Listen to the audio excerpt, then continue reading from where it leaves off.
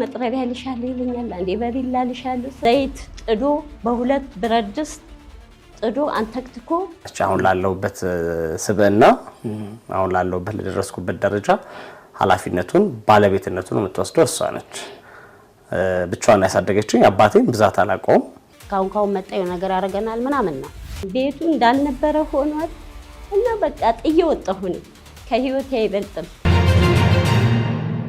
የጋዜጠኛ ሶፎንያስ ዋሲሁን እናት የኢትዮጵያ ሕዝብ ልጃቸውን ከዚህ የከፋ ህመም እንዲታደግላቸው በእንባ መማጸናቸው ተነገረ።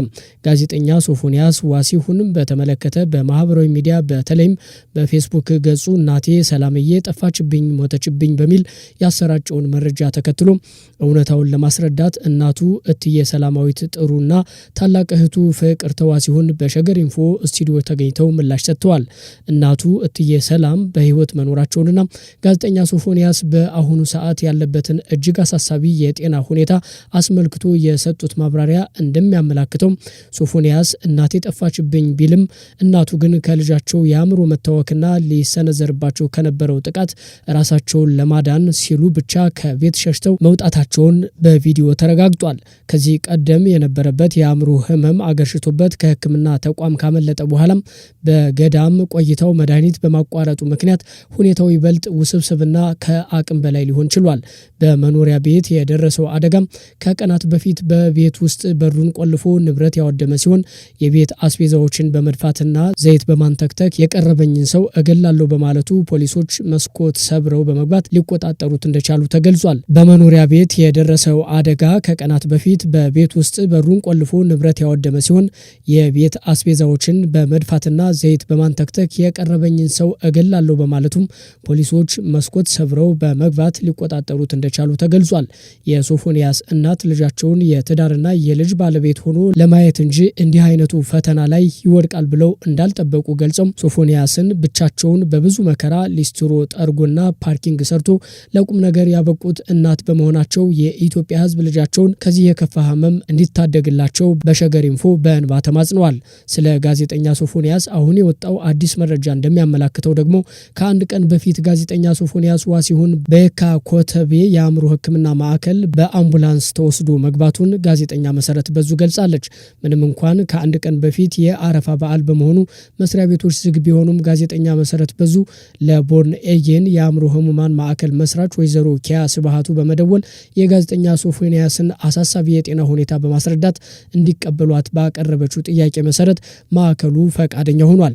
ከዛም የቦርን ኤጌን መስራች ወደ ኤካ ኮተቤ ሆስፒታል ሜዲካል ዳይሬክተር ደውለው ጉዳዩን ካስረዱ በኋላ ሜዲካል ዳይሬክተሩ በፍጥነት አምቡላንስ በመላክ ሶፎንያስ ወደ ሆስፒታሉ መጥቶ ትሪት ከተደረገ በኋላ ወደ ቦርን ኤጌን የአእምሮ ሕክምና ማዕከል መግባቱን ነው መሰረት በዙ የገለጸችው። በቀጣይም ጋዜጠኛው ሕክምናውን በኤካ ኮተቤ ሆስፒታል እንደሚያደርግ ተነግሯል።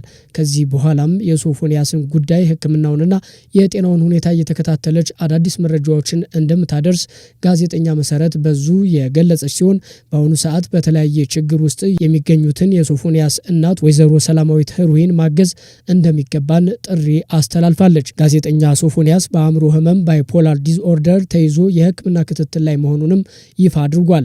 ጋዜጠኛ ሶፎንያስ በአሁኑ ወቅት አስቸጋሪና አሳሳቢ ከሆነው የባይፖላር አእምሮ ህመም ጋር እየታገለ መሆኑንና በህክምና ክትትል ላይ እንደሚገኝ በይፋ አስታውቋል። ጋዜጠኛው ይህን ግልጽ መረጃ ለህዝብ ያጋራው ማህበራዊ ሚዲያ ላይ ባስተላለፈው መልእክት ሲሆን የስራ ባልደረቦቹን አድናቂዎቹንና መላው ቤተሰቡን በሐሳብና በጸሎት ከጎኑ እንዲቆሙ ጠይቋል። ይህንን አስቸጋሪ ወቅት በበሰለና በቁርጠኝነት ስሜት እየተጋፈጠው መሆኑን የገለጸው ጋዜጠኛ ሶፎንያስ ህክምናውን በጥንቃቄ እየተከታተለ እንደሚገኝና በአምላክ እገዛ እንዲሁም በህክምና ባለሙያዎች እገዛ ይህንን ጊዜ እንደሚያልፈው ሙሉ እምነት እንዳለው ገልጿል። በርካታ የማህበራዊ ሚዲያ ተጠቃሚዎችና ወዳጆቹም ለአርቲስቱና ጋዜጠኛው ያላቸውን አድናቆትና ፍቅር በመግለጽ ፈጣን ማገገምን እየተመኙለት ይገኛሉ። የባይፖላር ህመም በሰው ልጅ ስሜት፣ ጉልበትና የዕለት ተዕለት ተግባራት የማከናወን አቅም ላይ ከፍተኛና ከባድ የባህሪ መዋዠቅን የሚያመጣ የአእምሮ ጤና እክል ነው። ይህ ህመም በአብዛኛው በሁለት ተቃራኒ ስሜት ጫፎች ይገለጻል። አንደኛው የመቀስቀስ ወይም የከፍተኛ ደስታ ስሜት ሲሆን በዚህ ወቅት ህመምተኛው ባልተለመደ ሁኔታ እጅግ በጣም ከፍተኛ ጉልበት ይኖረዋል። ከመጠን በላይ ይደሰታል። ሀሳቦቹ በጭንቅላቱ ውስጥ በፍጥነት ይሯሯጣሉ፣ እንቅልፍ አይወስደውም። እንዲሁም ያለ ምንም ፍርሃት ለአደጋ የሚጋለጡ ውሳኔዎችን ሊወስን ይችላል። ሁለተኛው ደግሞ የከፍተኛ ጭንቀትና የዲፕሬሽን ስሜት ሲሆን በዚህ የስሜት ጫፍ ላይ ደግሞ ህመምተኛው ፍጹም ተስፋ መቁረጥ፣ ከፍተኛ የሀዘን ስሜት፣ የጉልበት ማጣት፣ ከሰዎች መገለልና ቀደም ሲል ያስደስቱት የነበሩ ነገሮች በሙሉ ትርጉም አልባ ሆነው ይታዩታል። ይህ ህመም በሕክምናና በባለሙያ ምክር በአግባቡ ሊተገበርና ሊቆጣጠሩት የሚችል ቢሆንም በህብረተሰቡ ውስጥ ስላለው ግንዛቤ ማነስና መድሎ ምክንያት በርካታ ሰዎች ህመማቸውን ደብቀው እንዲቆዩ ያደርጋቸዋል። ጋዜጠኛ ሶፎንያስም የዚህ ህመም ተጠቂ ስለሆነ ህዝቡ ችግሩን ተረድቶ ያለምንም ማግለል ከጎኑ በመሆን ከገባበት ችግር እንዲወጣ እንዲተባበር እየተጠየቀ ይገኛል። ጀነራል ታደሰ ወረደ መታገታቸው እየተነገረ ነው። 1 ወር ለሚሆን ጊዜ ከአደባባይ የጠፉት ጀነራሉ መታገታቸውን የፈረንሳዩ ጋዜጣ ይፋ አድርጓል። ጀነራሉ ወደ አዲስ አበባ እንዳይጓዙና ከፌዴራል መንግስት ባለስልጣናት ጋር እንዳይገናኙ በሚል ነው የታገቱት ተብሏል። ጀነራሉ ታግተዋል የተረጋገጠ መረጃ ነው። ህወሓት ከ1 ወር በፊት ደብረጽዮን ገብረ ሚካኤልን ፕሬዝዳንት አድርጎ ጀነራል ታደሰ ላይ መፈንቅለ መንግስት ካከናወነ በኋላ ጀነራሉ ጠፍተው ከርመዋል። ከዚህ የመፈንቅለ አስተዳደር በኋላ በአደባባይ ያልታዩት ጀነራል ታደሰም የት ጠፉ በሚልም ብዙ ሲጠየቅ ነበር። ለዚህ ጥያቄ መልስ የሚሆን መረጃ ዛሬ ይፋ ሆኗል። የፈረንሳይ ጋዜጣ አፍሪካን ኢንተለጀንስ ስለ ጉዳዩ ሰማሁት ያለው መረጃ ምንጮቹን ዋቢ አድርጎ ዘግቧል። ጀነራል ታደሰ ወረደ ከመቀሌ እንዳይወጡና እንዳይንቀሳቀሱ ታግተው እንደሚገኙ አረጋግጫለሁ ብሏል። ጀነራሉ ወደ አዲስ አበባ እንዳይጓዙ በዚያም ከፌዴራል ባለስልጣናት ጋር እንዳይገናኙ በሚል በህወሓት ቁጥጥር ስር ናቸው በማለት ዘግቧል። የአፍሪካን ኢንተለጀንስ ዘገባ እንደሚያመላክተው ይህ እገዳ የተጣለው በጀነራል ጻድቃን ገብረትንሳኤና ጌታቸው ረዳ አሳሳቢነት ባለፈው ሳምንት በአዲስ አበባ ምክር ቤት መመስረቱን ተከትሎ ነው። የነ ጀነራል ጻድቃን የአዲስ አበባ ምክር ቤት ህወሓትን በአጭር ጊዜ አስወግዶ ክልሉን ለመቆጣጠር አቅዷል። ህወሓት ጀነራል ታደሰ ወረደ አዲስ አበባ ኮብልለው ከአዲሱ ምክር ቤት ጋር እንዳይቀላቀሉ በሚል ነው ጀነራል ታደሰን የቁም እስረኛ ያደረጋቸው ብሏል ዘገባው። ጀነራሉ ብዙ ምስጢር የሚያውቁትና ህወሓትን አደጋ ላይ ሊጥሉ የሚችሉ ሰው በመሆናቸው እንደሆነ ጋዜጣው አብራርቷል። ከአፍሪካን ኢንተለጀንስ መረጃ መረዳት እንደተቻለው ህወሓት ጀነራሉን ለማገት የወሰነው በሁለት አበይት ምክንያቶች እንደሆነ ገልጿል። አንደኛው ጀነራሉ የነጻድቃንን ምክር ቤት እንዳይቀላቀሉ በሚል ሲሆን ሁለተኛው ደግሞ ጀነራሉ እጅ ላይ በርካታ የህወሓት ምስጢሮች በመኖራቸው ነው ተብሏል። ይህ በእንዲህ እንዳለ በትግራይ የግዳጅ ወታደራዊ አፈሳው በክልሉ የጦር መሪዎች እንደሚመራ ተነግሯል። በትግራይ ባለፉት 2 ሳምንታት እየተፈጸመ ያለው የግዳጅ ወታደራዊ አፈሳም በዋናነት በክልሉ ጀነራሎች እንደሚመራ ታውቋል። ህወሓት የዚህ ድርጊት ተባባሪ ነውም ተብሏል።